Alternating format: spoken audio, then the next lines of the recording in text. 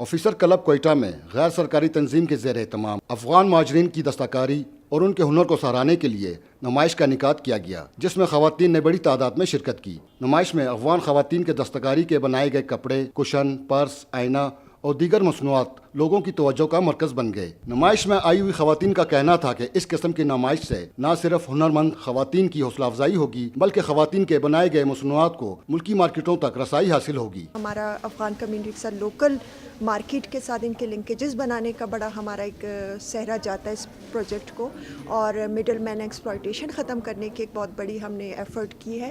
اب یہ جو آمدنی ہوتی ہے 100% یہ خواتین خود موصول کرتی ہے۔ خواتین کو ہنرمند بنانے کے لیے غیر سرکاری تنظیم کے زیر اہتمام بلوچستان کے تمام افغان مہاجرین کیمپوں میں ہنر سکھائے جا رہے ہیں تاکہ وہ اپنی صلاحیتوں کا مظاہرہ کر کے ملک و قوم کی ترقی میں اپنا کردار ادا کر سکیں۔ کیمرہ مین خیر محمد بلوچ کے ساتھ Irfan Rana, capital T V, Quetta.